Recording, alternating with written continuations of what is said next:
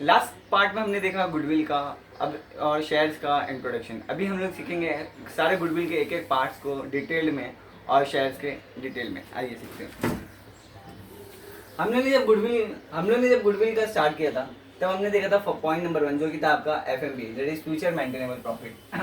अब इसको कैलकुलेशन करने का कोई स्टैंडर्ड नहीं होने जैसे हम लोग ने एक फॉर्मेट बना के रखा है जो हम लोग स्पेसिफिकली फॉर्मेट को फॉलो करते हैं। पहले हम लोग वो फॉर्मेट को देख लेते हैं क्या है फॉर्मेट, फिर मैं आपको उसका एक एक पार्ट का एक्सप्लेनेशन दूंगा। जब भी आप फॉर्मेट देखते हैं तो उसमें हम लोग लिखते हैं first past profits before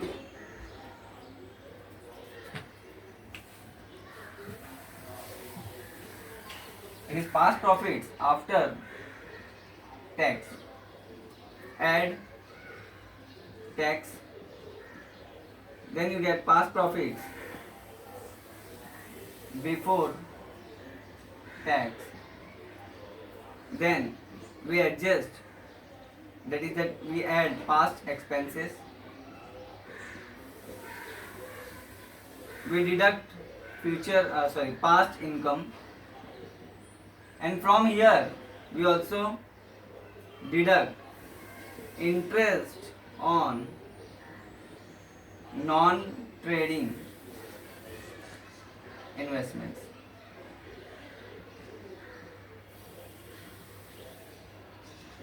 After all this deduction we will get adjusted past profits before tax.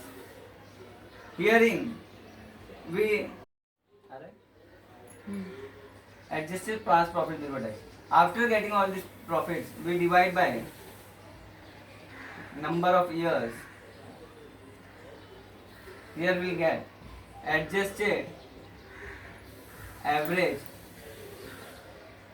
past profits before tax. After this, we less future expenses, add future income, we get FMP, that is future maintainable profit before tax, less tax, we will get FMP after tax, or you can tell it FMP or anything, or future maintainable profits. है, let's see, हम लोग देखते हैं past profits after tax. सबसे पहले समझेंगे कि sir question में कैसे दिया होता है। क्वेश्चन में जो आपको दिया होता है वो दिया होता है,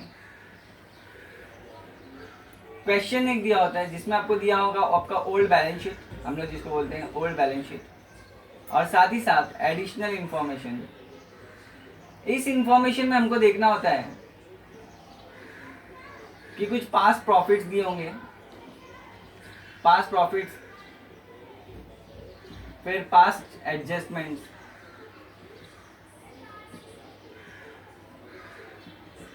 टैक्स रेट्स, फ्यूचर एडजस्टमेंट्स,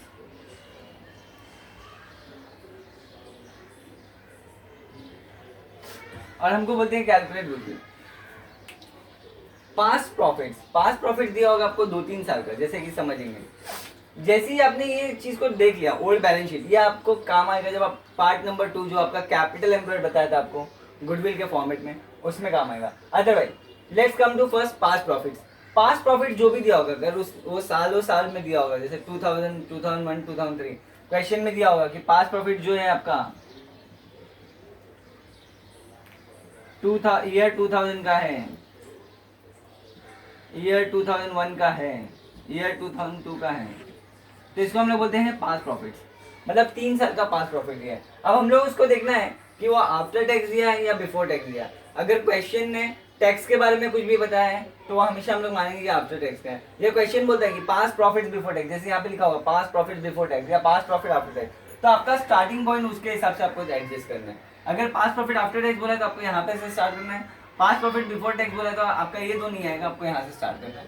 कोई क्वेश्चन में बोलते हैं कि पास्ट प्रॉफिट आफ्टर टैक्स, फिर बाद में हम लोग एडजस्टमेंट के लिए देते हैं। तो हमको जाना पड़ता है कि पास प्रॉफिट आफ्टर टैक्स में पहले टैक्स का इफेक्ट जो उन्होंने लेस किया होता है उसको ऐड करके हमको पास प्रॉफिट बिफोर टैक्स लाना है। पास्ट एडजस्टमेंट्स, कभी कभी क्या होता है क्वेश्चन में दिया होता है कि किसी पुराने साल में, जैसे यहाँ पे हम लोग ऐसे 3 साल 1 2 3 ईयर 2000 में उसने अकाउंटेंट ने कुछ मिस्टेक किया होगा, ईयर 2001 में मिस्टेक किया होगा, जो कि आपका इधर पास एक्सपेंसेस मिस्टेक होगा या पास इनकम का। अब हमको कुछ नहीं करना, बस खाली हमको ये ध्यान देखना कि वो एक्सपेंस है या इनकम है, और वो भी पास्ट का है। अगर पास का एक्सपेंस है तो ऐड करना है, और पास का इनकम है तो लेस करना है। अभी देखते हैं, सपोज ये आपको क्वेश्चन में दिया हुआ है, अगर उसने ईयर का इंफॉर्मेशन में कुछ भी मिस्टेक दिया है, ईयर के इंफॉर्मेशन मतलब 2000, 2001 या 2002 में, तब हमको कॉलमनर वाइज बनाना होगा इन चीज़ों को। अगर ईयर में किसी भी ईयर में एडजस्टमेंट में मिस्टेक दिया है पास प्रॉफिट्स के पास एडजस्टमेंट में, तो हमको ईयर वाइज इन्फॉर्मेशन देना होगा। तो हमको पहले पास प्रॉफिट आफ्टर टैक्स लिखना है, फिर उसमें टैक्स ऐड करना है, फिर पास प्रॉफिट बिफोर टैक्स आएगा, फिर पास एक्सपेंसेस, अगर पास एक्सपेंस का इनकम होगा तो पास एक्सपेंसेस होगा तो हमको पास एक्सपेंसेस में, पास इनकम होगा तो हमको पास इनकम में लिखना है। फिर interest on non trading investments, पहले गुडविल हम लोग बनाते हैं ताकि हम लोग बिजनेस के लिए ही हम लोग से गुडविल बनाते हैं। मतलब अगर हमने कोई पुरानी कंपनी ने कोई इन्वेस्टमेंट कर रखा था या पुरानी कंपनी ने किसी साल में इन्वेस्टमेंट किया था, तो उसके ऊपर जो इंटरेस्ट मिलेगा वो उसके बिजनेस के ट्रेडिंग से नहीं मिलेगा, वो बिजनेस के नॉन ट्रेडिंग से मिलेगा। इसलिए हमको उसको लेस करना होता है क्योंकि हम लोग गुडविल फाइंड कर रहे हैं। तो एट दैट टाइम हमको ये ध्यान रखें कि उसका जो गुडविल में हम लोग का जो इन्फॉर्मेशन है नॉन ट्रेडिंग इन्वेस्टमेंट्स का इंटरेस्ट जो है वो हमको लेस करना होता है। जैसे ही आप इस पॉइंट पे पहुंचेंगे आप देखेंगे एडजस्टेड, मतलब आपने प्लस माइनस कर दिया तो आपको मिलेगा एडजस्टेड पास प्रॉफिट्स बिफोर टैक्स, पास प्रॉफिट में। अब जैसे ही दिया, अभी यहाँ पे divide by number of years, कितने नंबर ऑफ ईयर्स थे हमारे एग्जांपल में, इट विल बी 3, तो हम लोग वो 3 ये ले लेंगे, तो हमको मिलेगा adjusted average profit before tax. तो आपका जो आंसर यहाँ पे आएगा वो एक आंसर में चले जाएगा, एक फॉर्मेट में। यहाँ तक आपका 3 सालों में डिस्ट्रीब्यूटेड रहेगा, लेकिन जैसे ही आपने एडजस्ट किया, जैसे ही आपने डिवाइड कर लिया नंबर ऑफ ईयर से, तो आपका आ जाएगा adjusted average profit before tax.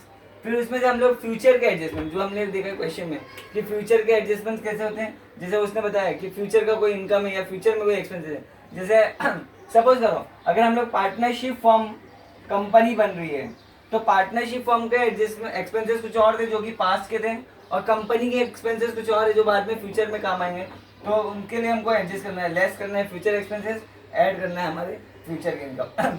जैसे ही हमने ये चीज़ कैलकुलेट कर लिया, मतलब प्लस माइनस कर लिया, तो आपको मिलेगा एफएमपी बिफोर टैक्स। अब जो टैक्स आपने अगर बाई चांस ऊपर में माइनस किया था तो उसको ऐड करना है, और अगर क्वेश्चन में दिया है कि 30% यहाँ पे टैक्स था लेकिन आगे से 25% लगेगा, तो हमको यहाँ 25% ही अलग लेना है। तो ये इंपॉर्टेंटली हमको ये फॉर्मेट के हिसाब से जाना है। अगर कोई बाई चांस अगर हमको कैसे सॉल्व करना है समझ में नहीं आ रहा है, क्या करना है समझ में आ रहा है, तो एटलीस्ट ये फॉर्मेट बनाओ और ये फॉर्मेट के हिसाब से आप एडजस्ट करने की कोशिश करो। फॉर्मेट में ये हम लोग ने अंडरलाइन करना, और इसके नीचे 3-4 लाइन के नॉर्मली एडजस्टमेंट होते हैं, इनके भी नीचे मतलब जहाँ जहाँ आपने सिर्फ इंटरेस्ट और नॉन ट्रेडिंग इन्वेस्टमेंट आपको बता रही हो कि बैलेंस शीट सब कुछ नॉन ट्रेडिंग इन्वेस्टमेंट। क्वेश्चन में बोलेगा कि अगर 50% नॉन ट्रेडिंग इन्वेस्टमेंट है 50% ट्रेडिंग इन्वेस्टमेंट, तो दोनों को ध्यान देना है। 100% अगर उसने क्वेश्चन में कुछ बोलेंगे तो हम लोग सभी चीज़ को मानते हैं कि वो नॉन ट्रेडिंग इन्वेस्टमेंट है for the purpose of goodwill. Goodwill के लिए हम लोग सिर्फ मानते हैं कि जो भी क्वेश्चन में बैलेंस शीट में आपको इन्वेस्टमेंट दिया उसको नॉन ट्रेडिंग है, अनलेस एंड अनटिल क्वेश्चन बताते हैं कि हाँ वो ट्रेडिंग है कि नॉन ट्रेडिंग है। एफएमपी बिफोर टैक्स और लेस टैक्स, जो फ्यूचर के टैक्स है, फ्यूचर का टैक्स, अगर बाई चांस फ्यूचर का टैक्स नहीं दिया तो हम लोग ने जो ऊपर लेस किया ऐड किया था डिडक्शन में, तो उसको लेस करना है, तो हमको मिलेगा एफएमपी आफ्टर टैक्स। तो ये हमारा हो गया एफएमपी का हमारा फॉर्मेट।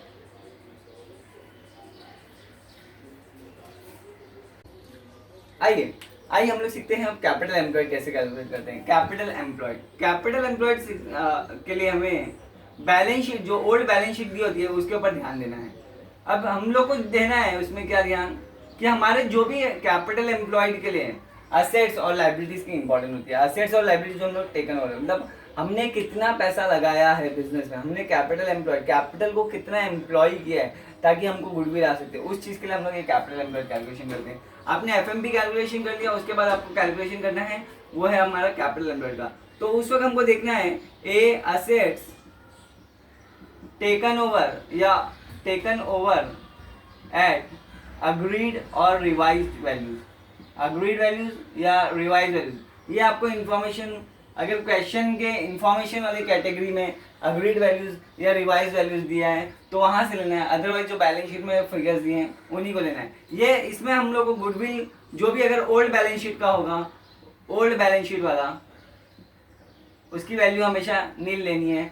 क्यों नील लेनी है? क्योंकि हमें पता है हम लोग इसका कैलकुलेशन क्यों कर रहे हैं, ताकि हम लोग गुडविल ही निकाल सकें। उसके बाद हमको यहाँ से यहाँ पे इन्वेस्टमेंट्स जो भी दिया होगा, अगर क्वेश्चन ने बताया है कि वो ट्रेडिंग इन्वेस्टमेंट्स है तो ही लेना है, नॉन ट्रेडिंग इन्वेस्टमेंट्स है तो उसका भी वैल्यू हमको, नॉन ट्रेडिंग इन्वेस्टमेंट्स उसका भी वैल्यू हमको नील ही लेना है।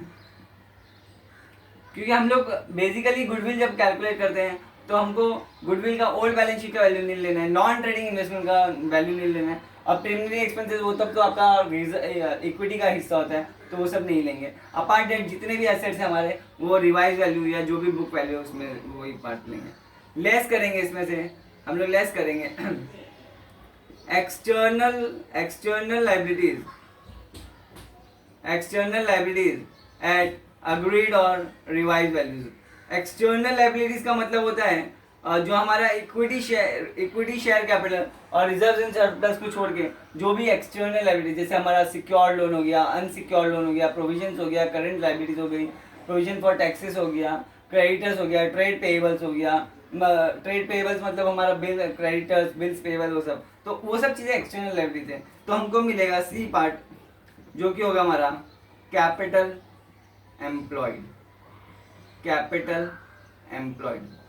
सी पार्ट हमारा आएगा कैपिटल एम्प्लॉयड। जैसे ही आ गया, आपने वो फॉर्मेट बना के रखा था, फर्स्ट हमने बना के रखा था future maintainable profit that is FMP, वो हमको वर्किंग नोट नंबर 1 से आएगा। कैपिटल एम्प्लॉयड हमको वर्किंग नोट नंबर 2 से आएगा। थर्ड जो चीज़ दी हुई थी एनआरआर दी हुई थी। एनआरआर आपको क्वेश्चन में पढ़िएगा तो हमेशा गिवन ही रहेगा। फोर्थ पार्ट है जो कि हमारा नॉर्मल प्रॉफिट है। फोर्थ पार्ट हमारा जो कि नॉर्मल प्रॉफिट है, जो ये कैपिटल एम्प्लॉयड है, इसको मल्टीप्लाई करना होगा हमारे एनआरआर के रेट से।